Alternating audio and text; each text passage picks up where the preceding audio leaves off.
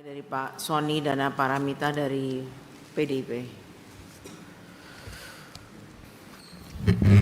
Terima kasih. Yang saya hormati Bu Ketua beserta segenap pimpinan dan seluruh anggota Komisi 4. Yang saya hormati Menteri Kehutanan, Wakil Menteri dan seluruh jajaran. Pertama, kalau selama ini orang bilang bahwa bencana yang terjadi di Aceh, Sumut dan Sumber itu lebih dikarenakan faktor alam semata, saya kira faktor utamanya bukan di situ ya. Bencana yang luar biasa terjadi itu karena daya tampung, daya dukung lahan yang luar biasa rusak. Kenapa itu rusak? Yang rusak manusia. Siapa manusia itu? Bapak Ibu sekalian, bagi saya soal bukan hanya illegal logging dan alih fungsi lahan punya saham terbesar atas kerusakan yang terjadi di Indonesia.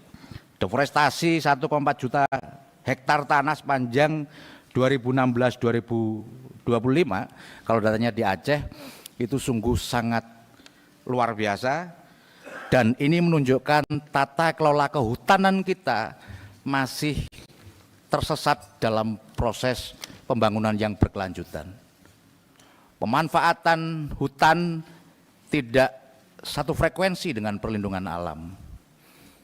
Saya tidak sedang berbicara antara dipisahkannya Kementerian Kehutanan dan Lingkungan Hidup, tapi fakta nyatanya bahwa deforestasi legal melalui perizinan berusaha dan pemanfaatan hutan sungguh sangat luar biasa.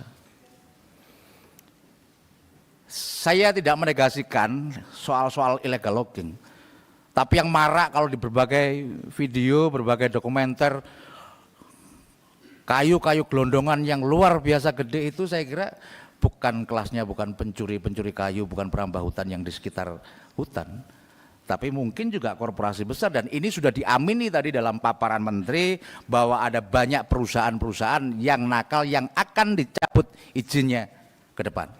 Cuma saya butuh konfirmasi, apakah pencabutan izin itu butuh persetujuan Presiden? Setahu saya regulasinya sekarang sudah berubah tidak seperti itu. Saya ingin niat Presiden untuk melakukan rehabilitasi hutan dan lahan, niat Presiden untuk menjaga alam ini, kemudian ketika perizinan itu tidak dicabut, ini akhirnya Presiden face to face dengan rakyat. Saya kira ini nanti butuh klarifikasi, jangan sampai karena yang salah adalah Kementerian Kehutanan, kemudian Presiden yang kena. Berbagai contoh itu, saya kira perusahaan-perusahaan yang konsensinya memiliki rekam jejak yang tidak baik juga masih mendapatkan izin.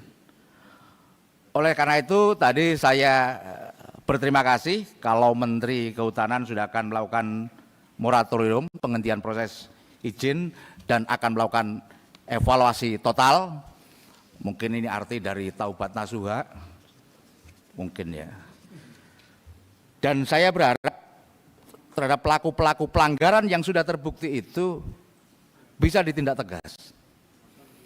Jadi tidak hanya di forum-forum semacam ini. Mohon maaf menyimpang sedikit tadi, misalkan komitmen soal satu data akan selesai pada bulan Desember atau November atau Desember atau Januari kalau tidak salah di pernyataannya.